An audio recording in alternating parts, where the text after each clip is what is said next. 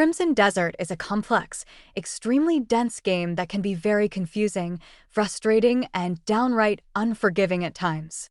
This game will absolutely give you plenty of rope to hang yourself with, and there are a lot of places where it's easy to make mistakes that can take hours to undo. There really isn't anything else like Crimson Desert out there. It's a game that does its own thing, which makes it intriguing in its own right. But it also makes it a game where you can easily screw yourself over if you're not careful. And I'm not talking in vague terms here, these are going to all be ways. Shot ourselves in our own feet. Hi folks, it's MV3, and today on MV3, 10 mistakes not to make in Crimson Desert. So let's not waste any time. At number 10, don't let useless junk clog up your inventory.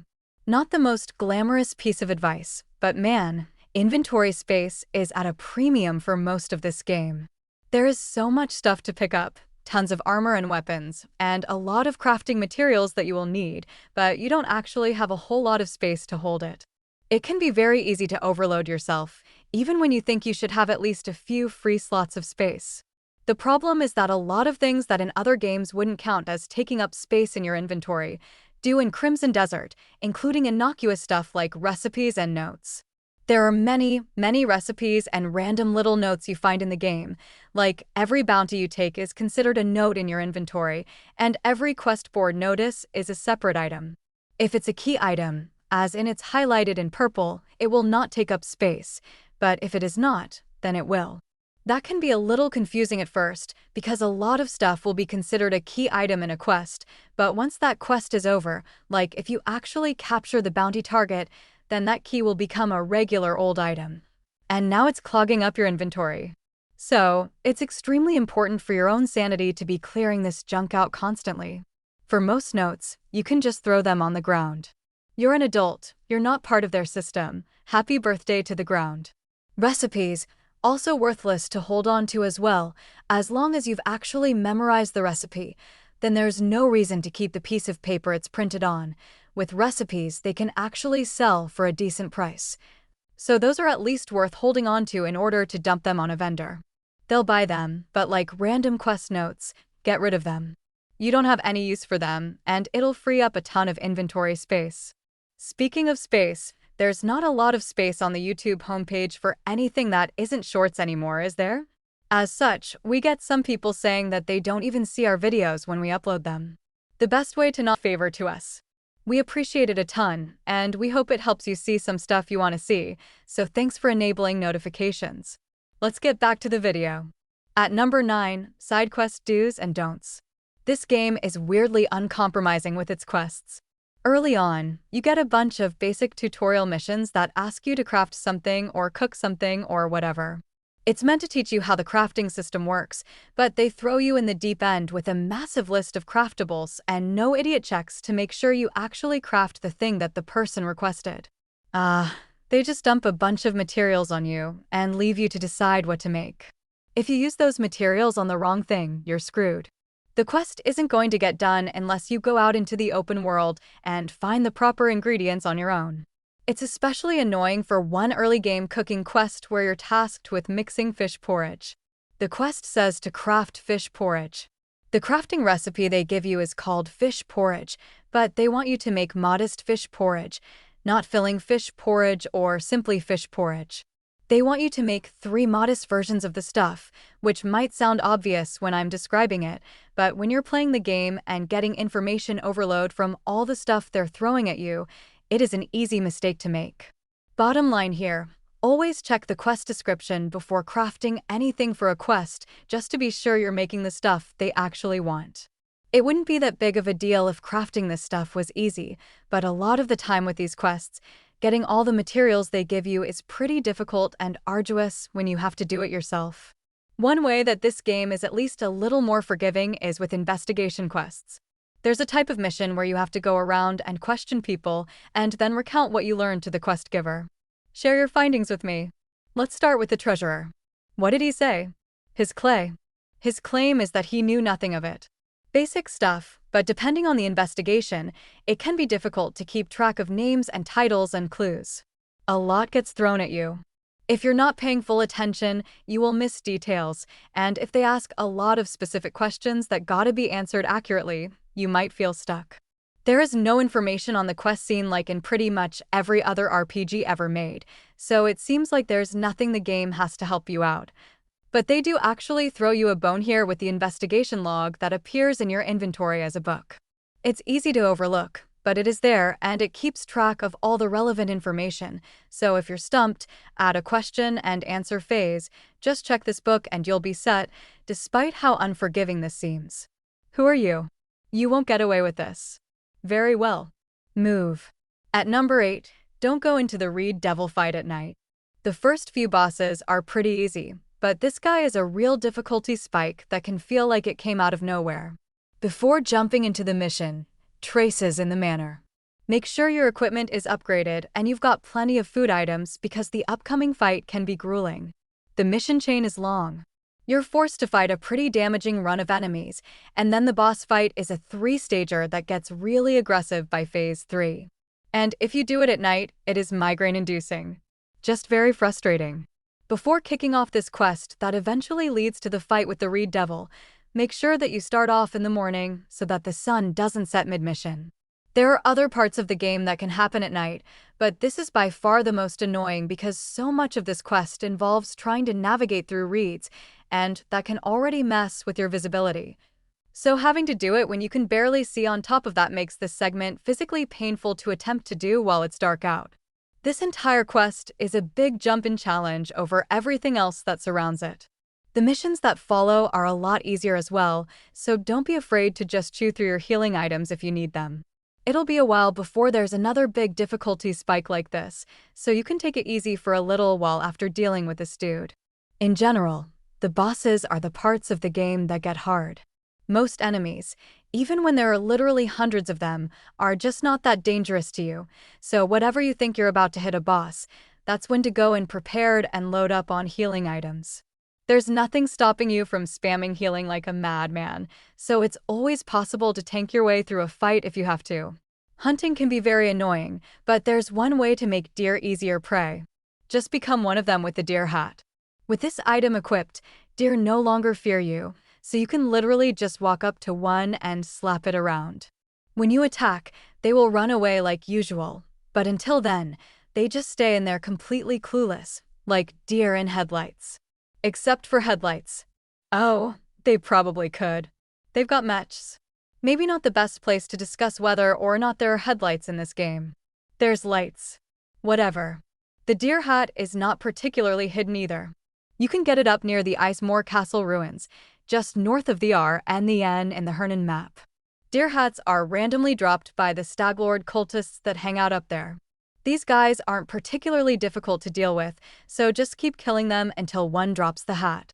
With this thing, you'll never have to worry about hunting again, so you'll have a bunch of crafting resources that you won't know what to do with.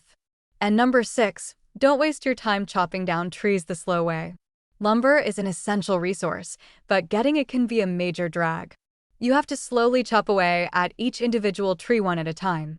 And while there are plenty of trees to go around, it's a laborious process.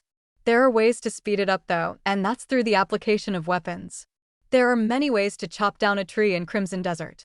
You can shoot them with arrows or break them, use special abilities, or smash a tree into another tree. There's a lot of options, but the important thing to keep in mind here is that while you can easily speed up breaking trees into lumber, if you want to actually get the good stuff, fine lumber, you have to use the logging axe. You don't have to use it to bring down the tree. You have to use the logging axe for the final step of turning logs into lumber. Anything you do before that, whatever. You can shoot trees with charged arrows, knock them down, use heavy attacks to break them up. Just be sure not to damage them beyond turning them into logs though, because that's when you want to bring out the axe and start cutting them up. If you just break a tree, you'll get one, maybe two in terms of lumber from each broken log. But if you use the axe, you'll almost always get a lumber and a fine lumber. So it really is worth it to take the time with the logging axe. At number 5, don't neglect the camp. It's tempting to want to focus on the main quest, because that stuff is a lot more exciting and interesting than the far more mundane objectives you get at your camp. but it'll make the game a lot easier for you in the long run if you focus on getting your camp upgraded as early as possible. There's two essential things you want to get the ball rolling on early: actually upgrading the camp and finding all of the lost gray mains. Is that how you found us? Just on some tavern rumor? It's a long story. We're seeking out other gray mains. We found a few already. Most of these guys are handy to have as free swords and to be sent on dispatch missions, but some of them actually come to the camp as vendors. It's useful to get access to a shop to sell stuff, or have a smithy for crafting and upgrading your armor and weapons. But by far the most useful guy you can get is the chef.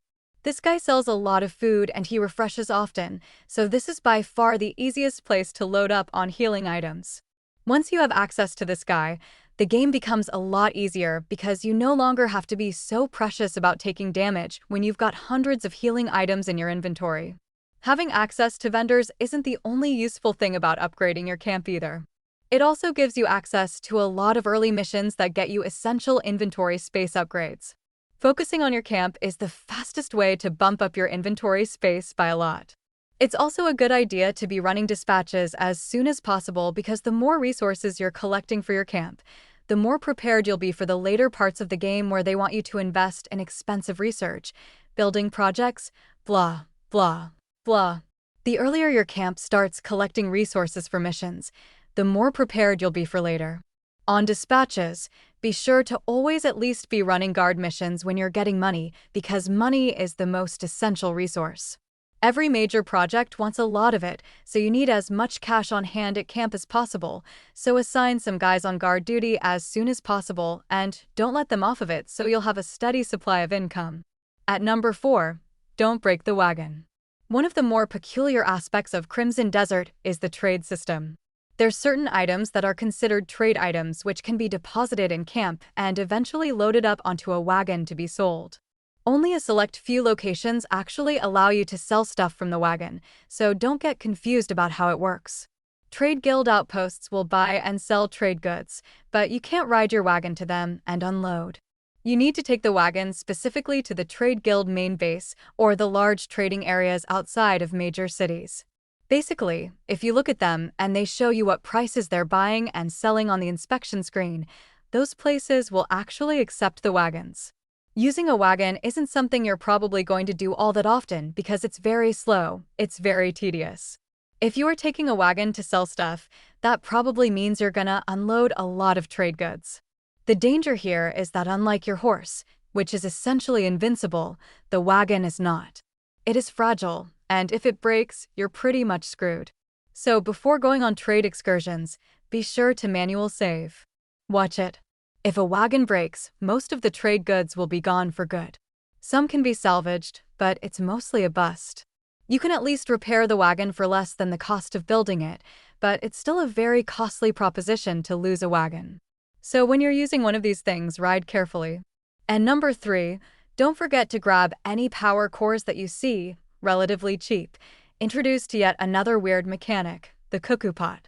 This thing can store certain grabbable objects in the world and can be pulled out later. It's something that just gets thrown at you without really explaining what the point is. I'm telling you, that pot can hold anything, no matter the size or the weight. It's not possible. Hard to believe, eh? But let me make it clear what it is actually for. It's for storing precursor stuff like power cores. Basically, if you can grab, then you can put in the cuckoo pot. Having this thing makes solving certain puzzles a lot less annoying, but it also has its own weird quirks. The confusing thing is that if you're just manipulating power cores normally, they should stay where you found them.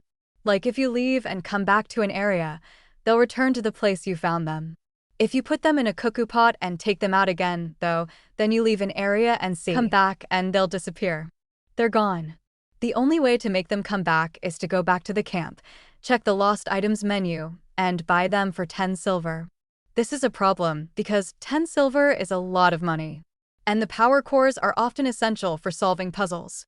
You can't just leave them behind and get by without them.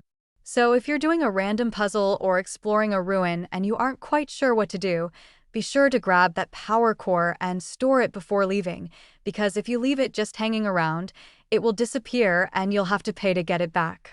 And number 2, Don't leave anything on the ground. With such limited inventory space, you might be tempted to turn your personal home into a Skyrim-style dumping ground, but it doesn't work. You can't drop stuff on the ground in Crimson Desert and hope that you'll ever find it again. If it's left out, it will depawn. If it's something important, it'll show up again in the Lost and Found, but any armor or random weapons or some kind of resources that you want will disappear and they will never come back.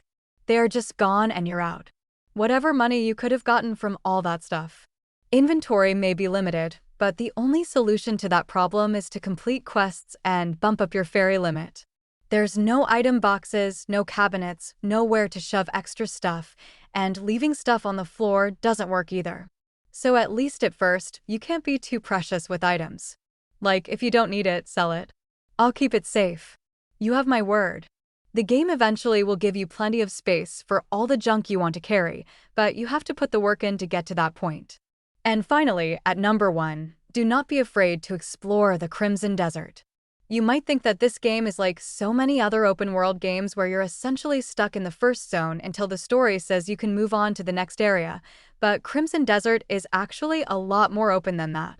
You're pretty much free to explore most of the world as you please, and doing so isn't actually a bad idea. Not just because you can unlock a bunch of fast travel points early, but some of the later areas in the game are full of valuable resources that aren't even that hard to get. The titular desert region in the northeast corner of the map may be the final region of the game, but there's nothing stopping you from exploring this place whenever you want. In terms of enemy density, it's actually a safer place than some other segments of the map, which are full of bandit camps and random enemies. And while you have to deal with heat and that lowers your stamina recharge rate, ultimately it's not that big of a deal as long as you're mostly avoiding encounters. The desert itself, actually pretty empty and obviously quite large, but it's got a ton of mining nodes full of highly valuable resources. These things are plentiful and easy to access and find, so it's easy money for the intrepid adventurer willing to go out of their way to explore this place. There's multiple gold mines too, which actually isn't as impressive as it sounds because most of the other materials this place, they're worth more, if not equal to the gold, at least in raw or form. Either way, if you're hurting for money, you can head up to the Crimson Desert. It's not a bad idea to head up there early, unlock at least one of the fast travel points, and you have an infinite source of income. You want the finest work? You've come to the right place. It's not the fastest way to make money, but it is definitely one of the easiest.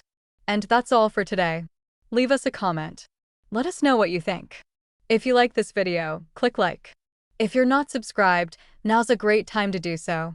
We upload brand new videos every day of the week. Best way to see first is of course a subscription, so click subscribe. Don't forget to enable notifications. And as always, we thank you very much for watching this video.